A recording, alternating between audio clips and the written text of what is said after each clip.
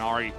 It will be the Nautilus here for Keria alongside of Xayah, so they can definitely make their place. Does mean that T1 rounds out the composition with hard engage, something that they were lacking up until that point, and their setup around objectives extremely strong. A lot of poke, a lot of range, a lot of safety built in. So, see if LIIV SANDBOX can repeat the miracle of game number 1. Absolutely. And the stakes here, of course, T1, they have first place. They want to get their undefeated season, but if they don't get it, it's not the end of the world, right? They still have first place here, locked in for the LCK playoffs. For LIIV SANDBOX, they're not going to playoffs. They just got all their players out of quarantine. They took a long break because of that. Maybe they were playing solo queue in their spare time while they were taking that break. And they don't have anything to lose, right? They're just coming in here, they're just playing their hearts out, and it has been one of the best series that they've had so far. So, curious to see if they can actually pull it off here against T1. But I think T1 just overall being the better team and having the pride on the line as well and wanting that undefeated season, I'm expecting them to come out extremely strong here for Game 2. Wondering where Bailcal is going to go. Has gone for Ahri, which of course pretty standard, but also picking up the Relic Shield here, so going to help him have a little bit more shove into Gumayushi and Keria with the Execute. And going for Gathering Storm, so expecting him to opt into a P build here, which is okay. I think that with the Ahri also being there, it's not a necessity whatsoever, but can still provide you with a lot of additional, very relevant poke, which I do think you're going to really enjoy. Zeus has gone Flash Ignite, and if I've ever seen a sign of him being like, I'm going to win this lane, and good luck with it, it's that, because we've seen Ghost in response, right? And Ghost has a lot of utility in terms of what it provides to you in teamfights as well, as you can give yourself continuous boosts of mobility. But Ignite has one purpose, and it is kill Dove. Kill Dove, and look for better trades. Don't just have to back away and only poke. 14-4 is Keria on the Nautilus. Here is another hook that will go down into the Jhin.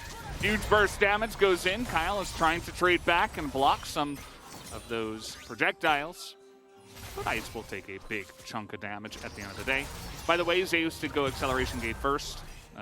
Very nice to do against the Tryndamere, who wants to spin on you at level 1. You can just use that speed boost to get away. Talking about comfort, Dove is going to be extremely happy on that as the scanner comes in. They will get the engage, but of course Keria just hooks away, and Krako's flash is now down. Yeah, especially with the E already being used, not quite sure whether they were expecting that one to work out. Zeus still hanging in there. There's the hook. Ooh, really nice dredge line. Immediate exhaust goes down onto Guma, and Kyle is just gonna get blade called on top of. He cannot get on top of Ice here. Still waiting on that cooldown. Finally gets it, and now Ice is gonna try to turn this one around. Flash away from Keria, and they get baited in on that one. Should be a double kill potentially. A couple of feathers come out, and Guma will pick up the 2 in the bottom lane. And there's the 2v2 we were expecting here today. Ice and KL get very close, but some... Ace matchup. Yeah. I mean, Dove has always also been very comfortable. Oh, closer. Hey, here it is. The chains come in, but the kick onto Krako, and Krako says hello. Jumps on back in. Closer gets a little bit too close to the sun, though, as Faker one more auto should do it. He picks it up. Closer's mistake will net the kill here for Faker. And this is much more akin to what we expected coming into this game, which is T1 just straight up outplaying their opponents. This is now the second skirmish in a row that they win. Zeus, man, getting so much value out of phase rush and the immediate disengage that Jace provides. Faker not done just yet. Uh-oh, this is a level 5 Jhin under the turret. They just do not care. Level 6 here for the Xayah, and that is going to be another kill. Double for Faker as he picks him up underneath the turret. Now 3-0 on the LeBlanc. And this game is quickly spinning out of control, whereas the previous one saw a relatively even game state until the mid game, where we actually saw SANDBOX get a couple of key picks. This is a 3k gold lead at 9 minutes. Uh-oh. Owner on live. Gets over the wall. Closer still hunting, but Caria is there. Wait. Zeus? Zeus is, as they say it, he's between a rock and a hard place. This time, he's between a big sword and a bear. And down he will go. Krako picks up the kill. That means that no Rift Herald just yet. Like we're going to get the full commit here. Okay, Hex Flash again. This time, not going to hit the target. Saved by the minion there. Was Dove. Could have been taken down otherwise. And LIIV SANDBOX, they need this Herald. Normally, I'm all for giving up Herald. But everyone is rotated. If you lose this, gold lead for T1 becomes way too big. T1 are still looking to contest. Zeus, crucially, can't join. Has Ignite. He's running. Dove is way in the enemy jungle, maybe looking to pick off Zeus or go for a huge flank around the back. The Rift Herald goes the way of LIIV SANDBOX as Dove now going on in there. The flank not really working out as the depth charge will be enough, and Zeus gets here on time. And that Tryndamere is just not doing damage in the backline. Will be able to take out Faker's clone, but that is it, and that doesn't count as that will be T1 cleaning up the fight. A little bit of disjointedness there coming through, but a beautiful fight from T1. Sure to give it the Herald, but if you pick up 3 kills to go with it, you're still going to be feeding Peachy as, oh boy. Not going to go for it. Carry out. He says, no thank you. Oh, it's the Goon Squad. They're at the ready. They're going up against a Goon and a Cat, though. Let's see if the Bear can survive. Krako with no ult available, though, and I don't think the Yuumi will help. He's got a nice shield, and Flash, actually, will get him to survive. Closer, though, trying to eke on over, will take some big damage, and now Ice has to back out of the bottom lane. Still a win here. Uh-oh. For T1. They're looking for another one. No dredge line, because he just used it to get close. Looking a lot more reminiscent of the game we were expecting today. Uh-oh, Closer, that's not the right way. Actually nearly catches someone, so maybe he was correct. Owner is going to get shot in the back here, but Faker will just block the last one. And no catch will happen underneath. You see Faker, or rather, Caria is still looking for those Hex Flash plays. Love that summoner. Extremely proactive. Big trade up on the top side. Here comes a bear and a cat as Zeus just avoids it, and the Ignite is going to tick down and take away the Tryndamere and make it a 1-for-1. Hold up. 3. Here comes Owner with the teleport.